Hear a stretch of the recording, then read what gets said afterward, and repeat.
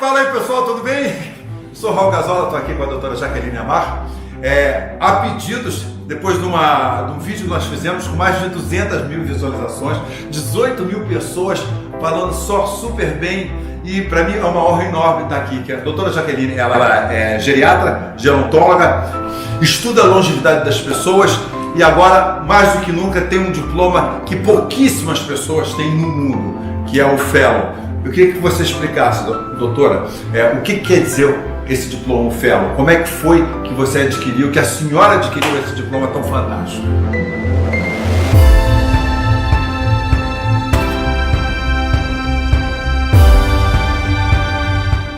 Raul, muito obrigada por mais esse nosso encontro aqui. Você sabe que é 100% recíproco essa admiração. E é verdade, esse Fellow é um título recente que eu conquistei. A gente guarda o diploma aqui e meu marido brinca comigo, mas você não botou nenhum outro título seu no consultório, por que você vai botar isso? E eu brinco que minha alma está aqui dentro. Foi realmente um curso muito difícil, foram 5 anos indo e vindo para os Estados Unidos de 3 em 3 meses. Chama-se Medicina Regenerativa e Medicina Metabólica. É um curso que a gente aprende como lidar com a longevidade. É um curso onde a gente aprende o que é a longevidade. Foi um curso muito difícil, mas que eu acho que me abriu os olhos para uma outra forma de enxergar a medicina. No nosso primeiro vídeo, doutora, que tiveram mais de 200 mil visualizações, mais de 18 mil comentários, e só comentário positivo, as pessoas, inclusive nós estamos fazendo esse vídeo porque houve muitos pedidos para que você falasse novamente sobre o que tem de mais moderno, que eu acho que é o que você vai trazer aqui, né, desse curso, para a nossa entrevista dessa semana. Mas o que a gente fez foi o seguinte: na outra vez você falou sobre os 7 hábitos positivos que as pessoas poderiam ter. Hoje, você acha legal a gente falar sobre o que evoluiu de lá para cá? Eu acho que a gente pode começar definindo, combinando com as pessoas que estão ouvindo a gente, definir o que é longevidade. Longevidade, pessoal, não é um número, não é quanto eu vou viver, é como eu vou viver. Como é que eu chego lá na frente? Então você gosta de fazer kite, que você acorde aos 90 anos, possa pegar seu material e fazer seu kite. Se você gosta de luta, se você gosta de pedalar, se você gosta de ler, se você gosta de estudar, que você possa usar sua vida do jeito que você gosta, o máximo, a maior parte, o maior tempo possível. Isso é longevidade. Na verdade, essa história de longevidade, tem uma história da mitologia grega que eu gosto muito, que eu vou contar aqui para vocês. Existia uma deusa, a deusa do amanhecer, chamada Eos. Era uma mulher lindíssima, com os cabelos de fogo, e ela se apaixonou por um mortal, um homem chamado Títonos. E ele era também um homem lindo, forte, musculoso, e eles se apaixonaram perdidamente. Só que a Eos falou assim: Títonos, como é que vai ser essa história? Porque você é mortal e eu sou uma deusa, eu vou viver para sempre. Como é que a gente faz para viver esse amor para sempre? Ela falou: tem uma ideia. Zeus, lá o Todo-Poderoso, está me devendo uns favores. Eu vou lá cobrar esse favor. E ela foi lá, bateu lá no Olimpo e falou: Zeus, seguinte, estou apaixonada por um mortal e eu queria que você tornasse esse mortal imortal, para a gente poder viver nosso amor pela eternidade. Aí Zeus falou: tá bom, beleza, vamos tornar Títonos imortal. E assim o fez. E Títonos então virou imortal. Só que eles esqueceram de pedir que ele não envelhecesse, ou que ele envelhecesse bem. E aí a mitologia grega é muito descritiva, né? Então eles vão descrevendo todas as perdas de Títonos. Perdeu isso, perdeu aquilo, ficou cansado, ficou assim, ficou assado. Até o momento que ele chegava para Eos e dizia: Eos, tá bom, deu, chega, quero ir embora, quero morrer, tá bom. Então assim, qual é essa história? Por que eu contei isso? Porque não é uma questão de imortalidade. Não é uma questão de quanto eu vou viver. É como eu vou viver. Qualidade, né? É qualidade. Né? Hoje em dia a gente nem usa mais o tempo, usa esse pouco, está se trocando a ideia de o tempo, expectativa de vida. A gente se preocupa muito mais com a expectativa de saúde. quanto tempo de saúde, quanto tempo de vida útil, proveitosa eu posso ter. É nisso que a longevidade trabalha. Existe hoje em dia uma ciência chamada biologia do envelhecimento, que estuda isso. Como é que eu pego um jovenzinho, isso é importante também que as pessoas tenham na cabeça, que a ciência da longevidade não é pro velhinho, também ajuda o velhinho, mas é para sempre, é desde sempre. Eu sempre conto que eu tenho um filho de 20 anos que eu cuido do envelhecimento dele desde os 7. Ele não é velho aos 20, muito menos era aos 7, mas é desde sempre que a gente cuida do envelhecimento da gente. Eu acho que esse é um leque que abrange muitas áreas além do físico, mental e espiritual. Exatamente. Exatamente, é muito abrangente, né?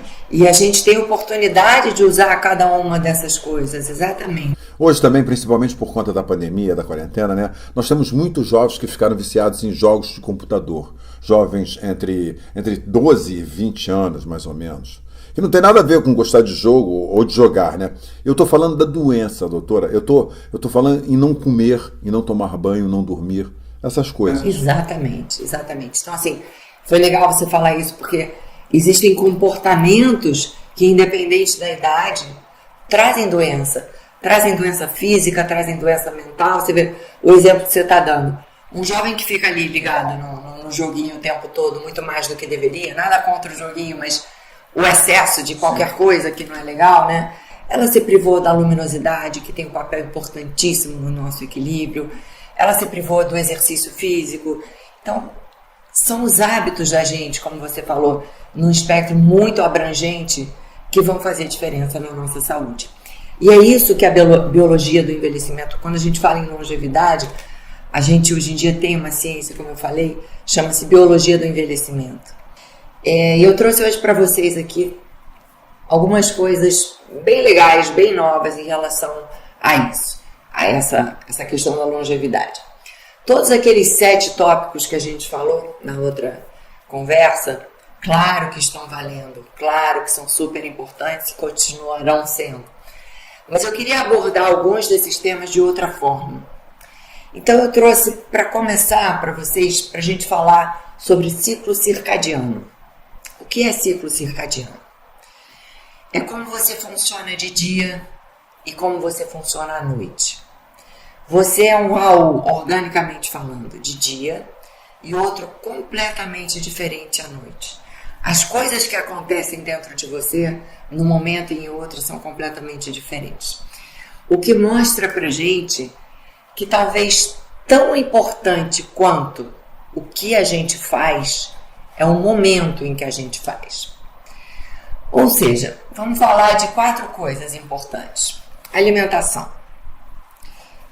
Provavelmente importa mais ou tanto quanto o que você come, a hora que você come.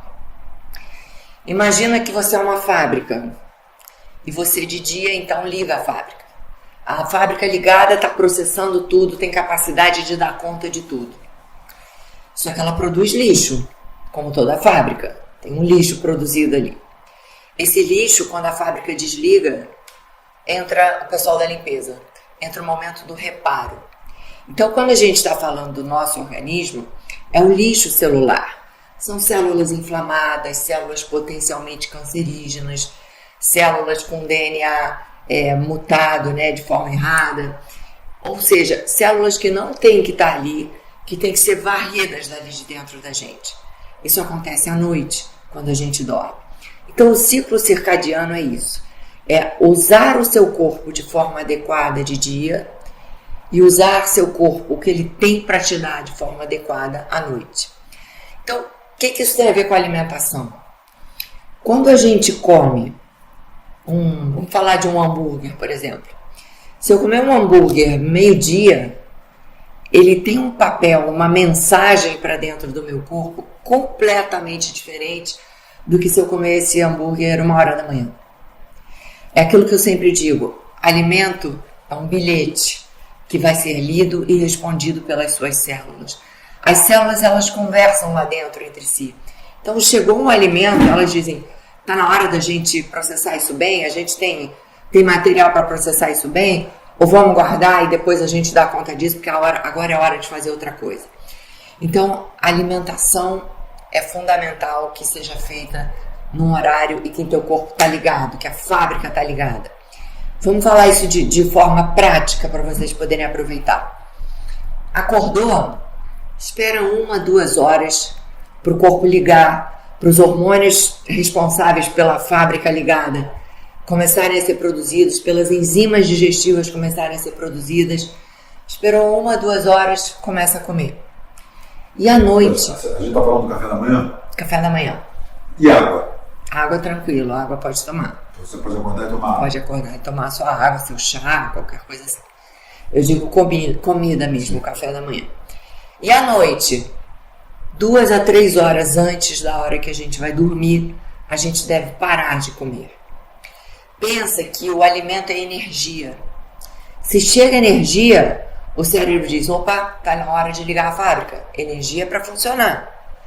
E vice-versa, quando deixa de chegar a energia, quando a gente para de comer, 2 a 3 horas depois o cérebro diz, opa, tá sem energia, vamos desligar a fábrica e vamos entrar no modo reparo. À medida que o tempo passa, que os anos vão passando, mais importante se torna o modo reparo.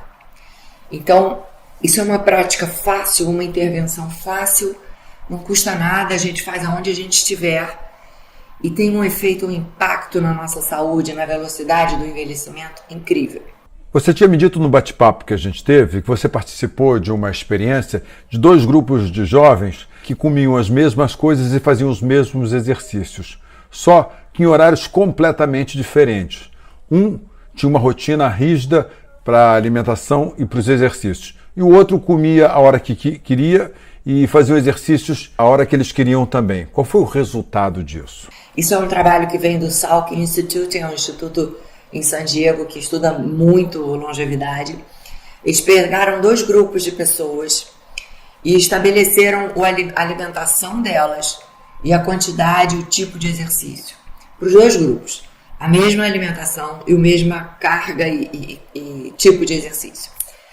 E o detalhe é que eles, de propósito, escolheram a alimentação que não presta. Hambúrguer, batata frita, sorvete, tudo errado, justamente para não dizer, mas só comeu brócolis, né? Então, por isso. Não, tudo errado. Eles comiam igual e malhavam da mesma forma. A única diferença entre os 2 grupos é que esse aqui podia comer a hora que ele quisesse.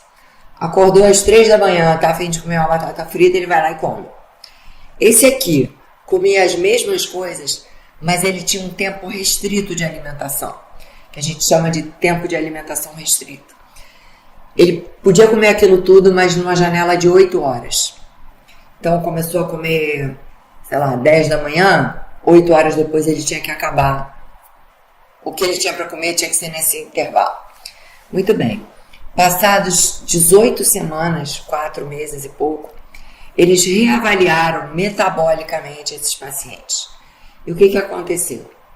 Essa galera aqui que podia comer a qualquer hora, as comidinhas e etc., todos eles ou ficaram pré-diabéticos, ou ficaram com sobrepeso, ou obesos, ou hipertensos, alguma coisa ruim aconteceu. E nesse grupo, nada aconteceu. Nada aconteceu em termos metabólicos, alguns emagreceram mesmo comendo tudo errado. Por quê? Porque eles deram a energia para o corpo na hora que a fábrica está ligada, na hora que o corpo está apto a processar tudo. E mais, o lixo que sobrou dessa alimentação, lixo, né? Eles tinham tempo de reparar. Quando eles desligavam a fábrica, que eles paravam de comer, o corpo entrava no modo reparo. Então, mesmo que te sobrasse muita coisa que não prestou aqui, que eles comeram, à noite eles diziam, beleza, a gente tem aqui agora X horas, né? Nem sei, 12 horas, 14 horas, para limpar isso tudo aqui. Então, a despeito de uma alimentação ruim, o fato de ter restringido a janela de alimentação fez com que o impacto dessa alimentação ruim fosse minimizado. Isso é uma coisa muito nova, né? Que Muito. Que foi pesquisada agora, que você está trazendo essa novidade para a gente. Isso associado, vamos supor, você falou, as pessoas fizeram com alimentação lixo, né? Cheeseburger, batata frita, sorvete, enfim, tudo que é de bom e de melhor, mas que só te faz mal. Mas dentro de um período de horário que você estava produzindo, Sim. não te fez tão mal assim. Se você ainda fizer uma alimentação mais balanceada dentro desse horário, talvez o resultado então sejam infinitamente melhores. E o que a gente tem visto, porque à medida que a tecnologia avança, a gente avança dentro da célula, a gente entende o que acontece com as moléculas, a gente entra nesse universo celular, no universo do envelhecimento, e a gente consegue ver o que as nossas intervenções, o que as nossas atitudes fazem nessa questão, nesse universo, nesse micro-universo, que é o que dita a nossa vida, né? Então, isso que você falou é fundamental.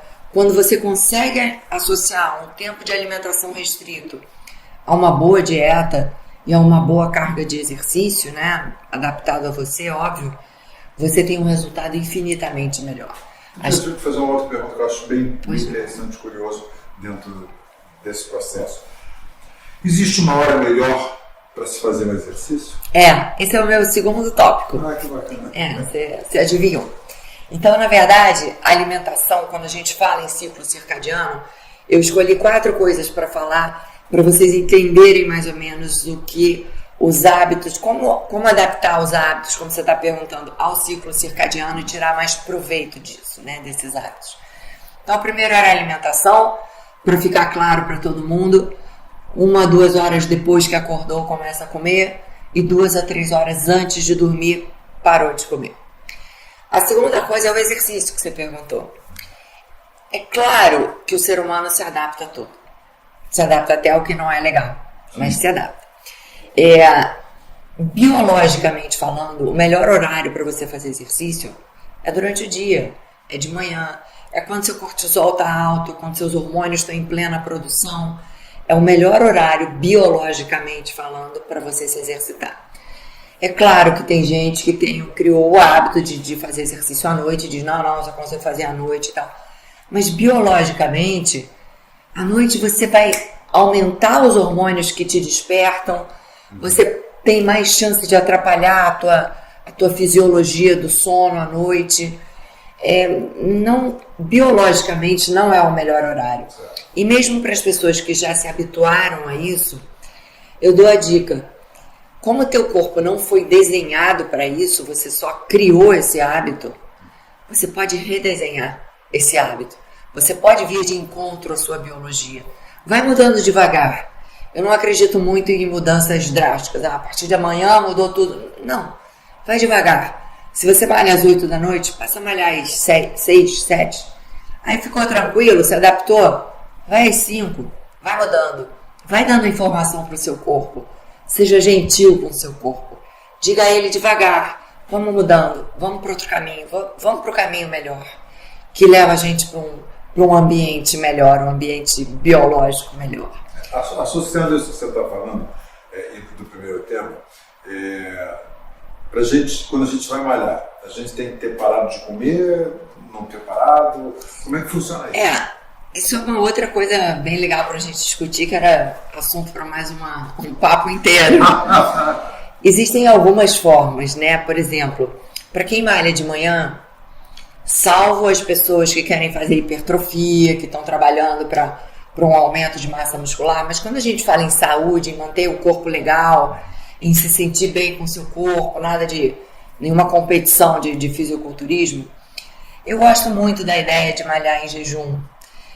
Então eu não vejo problema em você acordar às 6, 7, 8 horas que você acorda, vai fazer seu treino, volta e aí come. Porque isso vem de encontro ao que a gente está falando de acomodar o seu ciclo circadiano ao seu horário de alimentação.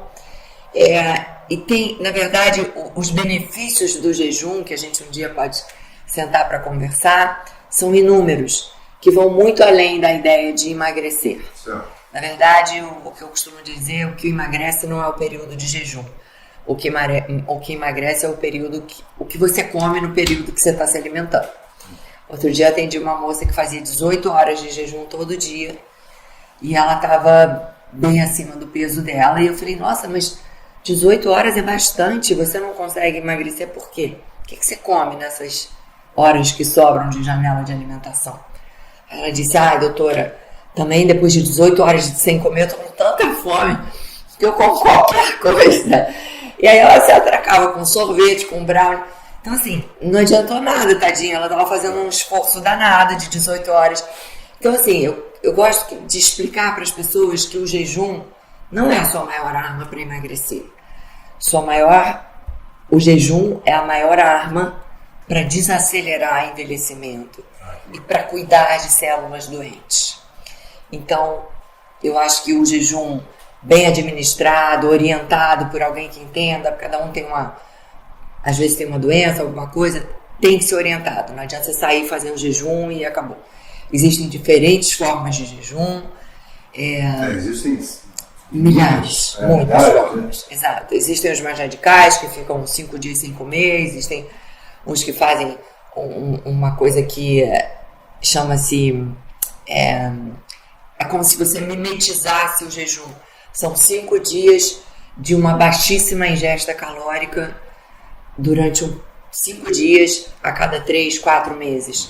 Chama-se Fasting Mimicking Diet. E isso, teoricamente, faria o mesmo papel do que o jejum em algumas... Mas isso é o que você falou, né? Isso é um assunto... É um assunto que a gente pode sentar aqui e discutir para horas. Então, vamos voltar para a história do exercício. Então, respondendo a sua pergunta, sim, você pode sair de manhã, fazer seu treino, se você gostar de manhã, e em jejum e voltar e tomar seu café da manhã. Respeitou o ciclo circadiano, ajudou a desacelerar o envelhecimento, ajudou a tratar de células doentes, ou seja, só fez bem a você. A terceira coisa que eu sempre falo é sobre o sono. Então, aquilo que a gente falou na nossa outra conversa, é importantíssimo que a gente tenha 7 a 8 horas de um bom sono, mas é importante que seja à noite. Porque lembra da fábrica? A fábrica desliga, manda a galera da produção embora e liga a galera do reparo, da limpeza. Então, à noite é a hora que acontece a limpeza, que acontece o reparo dos danos celulares. Só que tem que ser à noite. Não adianta você ficar até as 5 horas da manhã vendo televisão ou fazendo qualquer coisa e dizer, então tá, fui dormir às 5, agora vou dormir até 3 da tarde. Não funciona do mesmo jeito.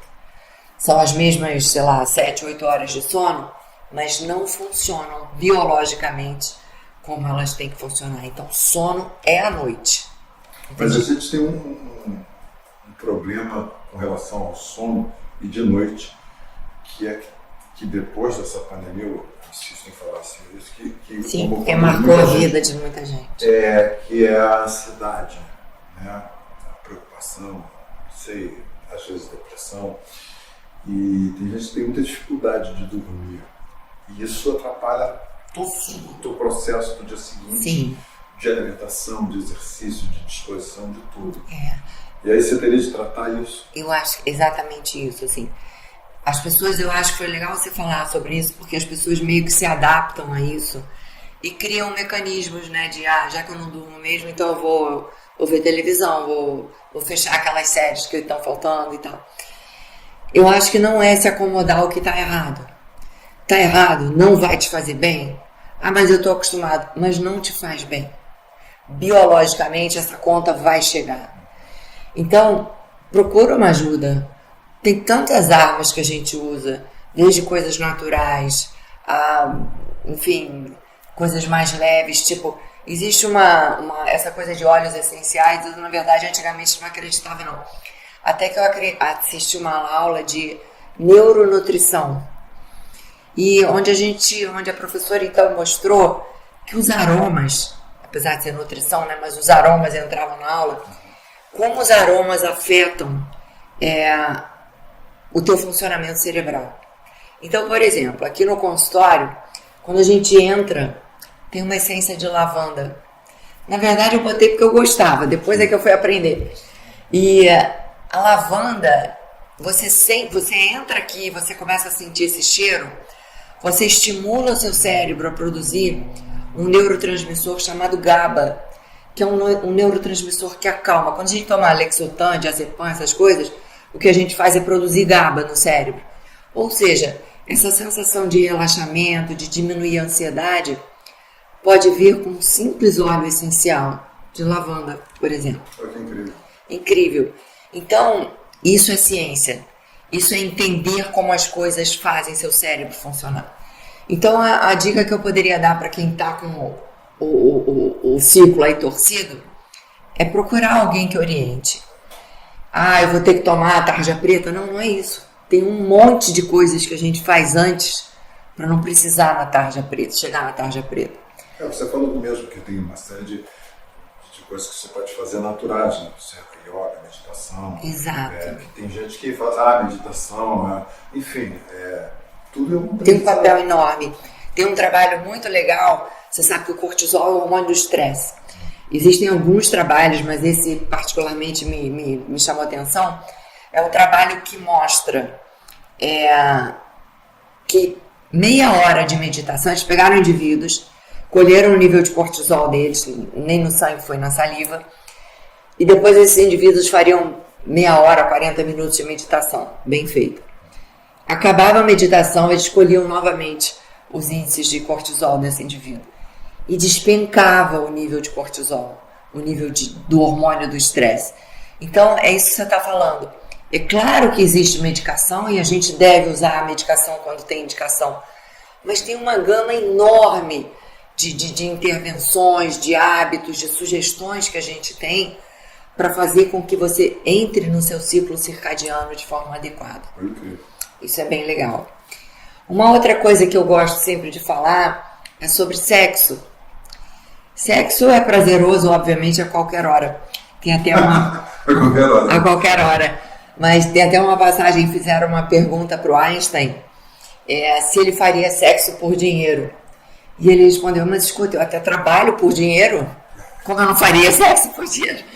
Então, assim, claro que sexo é legal, a qualquer hora, as pessoas têm seus hábitos que foram desenvolvidos ao longo da vida, e eu respeito, claro, mas biologicamente falando, qual é o melhor horário para namorar? De manhã. Porque você começa, um dos hormônios mais importantes para libido, para sexualidade, para qualidade do orgasmo, para qualidade de ereção, para as mulheres, libido, lubrificação, o melhor horário é de manhã. Por quê? Porque a gente começa a produzir esses hormônios que regem tudo isso por volta das 5, 6 da manhã. Ainda dormindo. Então a gente começa a ter um pico de liberação deles.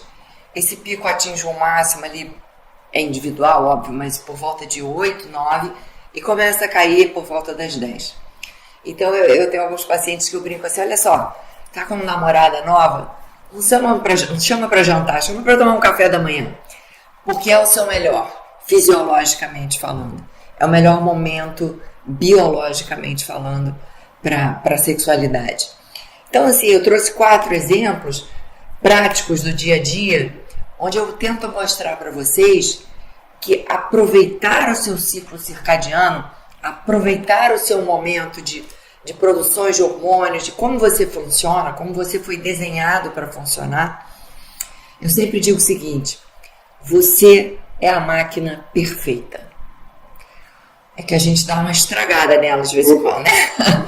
Então faz o seguinte, a medicina tem que olhar o que a gente estragou e trazer de volta para a máquina perfeita. Deixa você funcionar, porque você vai funcionar com perfeição. Mas dá uma ajudada, não adianta ficar fazendo tudo ao contrário do que a gente está falando, que aí a máquina vai ficar complicada. O hábito do ser humano, não estou dizendo nem do brasileiro, não. Claro, o jovem, ele frequenta festas. Festas, ele bebe um pouco mais. É jovem, pô, tá ali para beber. Claro, eu me lembro quando eu era jovem que eu bebia, no dia seguinte eu estava inteiro. Hoje eu bebo 3 dias depois, eu ainda estou derrubado. Tá lembrando da bebida aí? Tá lembrando da bebida, não mais da festa, só da bebida. Só da bebida. Então, claro que a gente vai se estragando e se você não tiver uma certa consciência de que essa fase tem que ser só dessa fase. Muda tudo. Muda tudo. Acho que a gente tem que ter consciência Mas eu tenho uma boa notícia para te dar em relação ao que você falou, que foi excelente você ter falado isso. O segundo tópico que eu queria trazer para vocês hoje, o primeiro foi o ciclo circadiano, o segundo eu queria falar sobre estresse. Quando a gente fala estresse, a gente já se estressa. Na verdade, o que eu quero falar de estresse, existem diferentes formas de estresse. O que eu chamo de estresse, o que a ciência chama de estresse, é o desafio. É a quantidade de estresse que te faz melhorar. É o estresse que você se impõe, mas que você dá conta dele. Que você consegue resolver, mas que você tem que se mexer para resolver. Você tem que fazer por onde, senão ele não vem. Estresse, exercício é uma forma de estresse. Você hoje malhou com 6 quilos. Então, seu corpo disse, meu Deus, ele está levantando 6 quilos, eu preciso tornar esse bíceps mais forte para ele amanhã pegar 7. E você amanhã que eu digo, depois você consegue pegar 7 e 8. Então, é desafiando o corpo, é estressando o corpo na medida adequada que você melhora. Então, quando a gente eventualmente faz essa festa aí, que você foi lá e bebeu fora do teu padrão, isso é um estresse para o corpo. E o corpo diz assim, peraí, ele conversando com ele mesmo lá dentro. Galera, todo mundo se liga, todo mundo, quem está dormindo acorda, quem está sem funcionar, volta a funcionar, porque ele de vez em quando manda umas coisas esquisitas aqui pra gente e a gente tem que dar conta. Quando a gente pensa que Nietzsche, já em 1860, já disse pra gente, né, que aquilo que não nos mata nos fortalece, na verdade eu acho que ele era um grande visionário da ciência, porque hoje em dia a biologia molecular entendeu que quando você estressa a célula entende que ela precisa se proteger e precisa acionar os mecanismos de defesa dela. Então, pequenas cargas de estresse fazem com que a gente evolua, com que a gente melhore. Existe um economista, filósofo americano, líbano-americano, chamado Nicholas Taleb.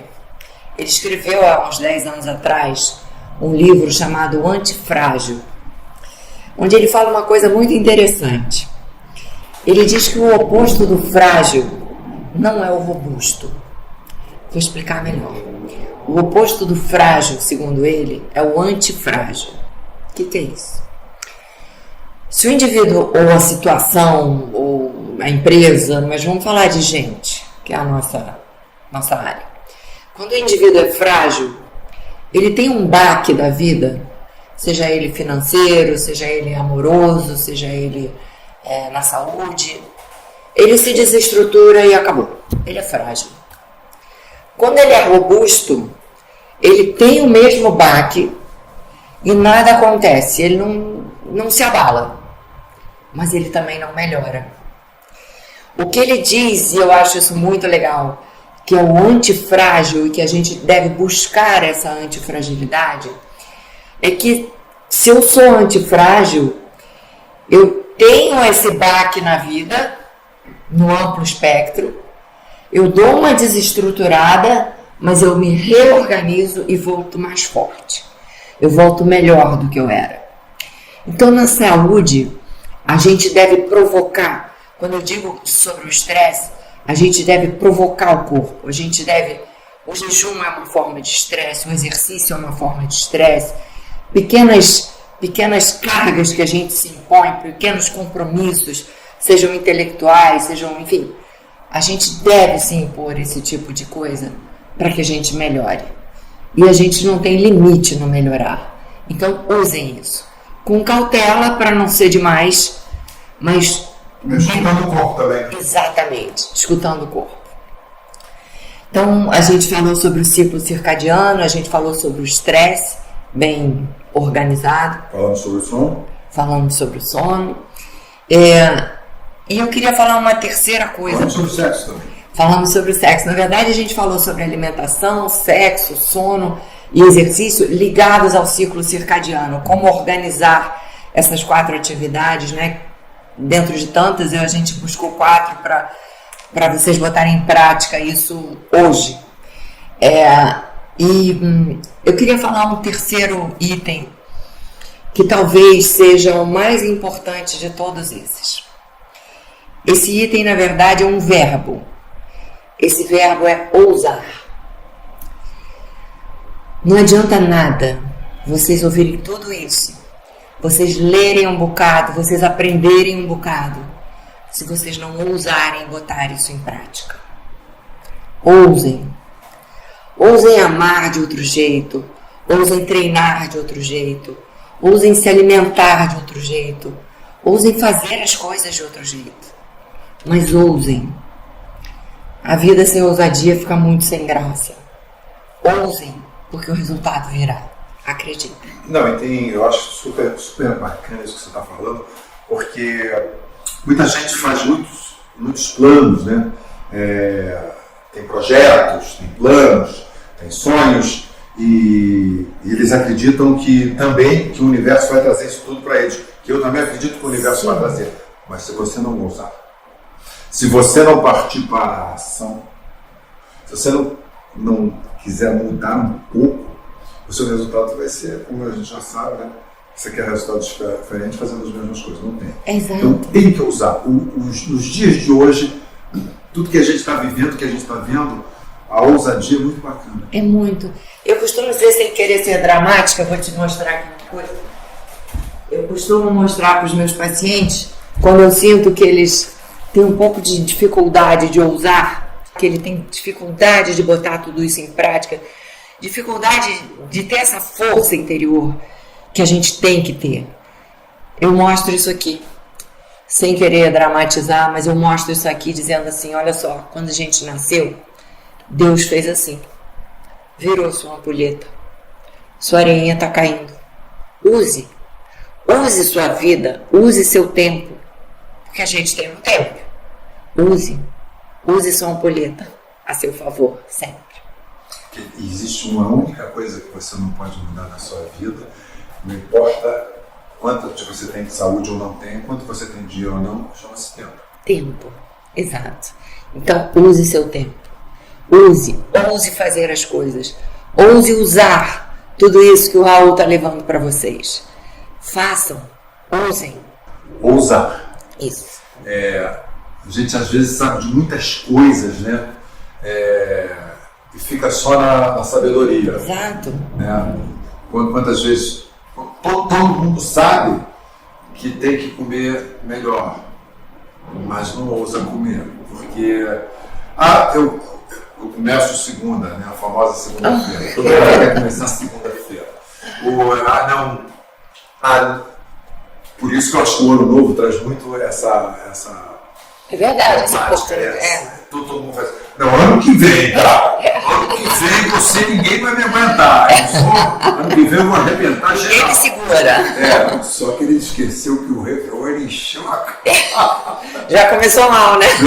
Porque ele levou 2, 3 dias para recuperar do ano que vem, do ano passado, né? E aí, claro, ou ele está de férias, ou ele está numa viagem, ele não começou, e quando ele volta, ele esqueceu que ele tinha feito uma promessa para ele mesmo. E assim, legal você falar isso, porque muitas vezes as pessoas se propõem uma coisa e como aquilo não acontece por um motivo ou por outro, elas desanimam. Sim. Não importa, a vida não é uma linha reta. A gente faz assim na vida. Um dia não é igual ao outro, a gente não é igual ao outro, a gente mesmo. Tem dias que a gente se acha o máximo, invencível, maravilhosa, tem outras que você diz, meu Deus, não sei nem como é que eu saio da cama. Todo mundo é assim. Não é uma característica sua. Todo mundo é assim. Todo mundo que come bem tem o dia de vontade de chutar o balde. Faça, mas volte. Volte para o que é bom. Tenha seus dias lá, isso vai funcionar como esse dia de estresse para o corpo se ligar. Então, use esse dia, faz o que você tem que voltar, mas volta para o rumo certo. É isso que faz a diferença. Você não precisa ficar eternamente que nem um ET vivendo. É viver bem, tornar sua vida prazerosa, sua alimentação prazerosa e se permitir A gente fez uma campanha aqui na clínica que chamava-se Seja Gentil com Você. Muito, porque todos nós aqui que estamos aqui conversando sobre isso, temos a ideia de viver uma vida boa, quem se interessa por esse tema, de comer direito, de malhar direito, de enfim, tentar ajustar esses parâmetros que a gente está conversando. Mas saibam que todos nós temos o dia que a gente não quer malhar, que a gente não quer comer direito, que a gente quer fazer tudo errado. Então eu digo nessa campanha, faça. Quando esse dia acontecer, faça. Ele deve ser a exceção. A regra é que a gente transite num ambiente de coisas boas pra gente. Se a gente fizer tudo errado todo dia, a gente não está sendo gentil com a gente. Mas se a gente transita num ambiente de coisas legais, de coisas saudáveis, de coisas positivas, esse dia de chutar o balde vai ser importante. Então, pode se dar isso, seja gentil com você. Muito bacana. É isso. Seja gentil com você. Obrigado, doutora. De nada, um prazer enorme. Daqui a pouco a gente vai fazer outra entrevista. Oba! Valeu. Obrigado. Beijo grande, obrigada.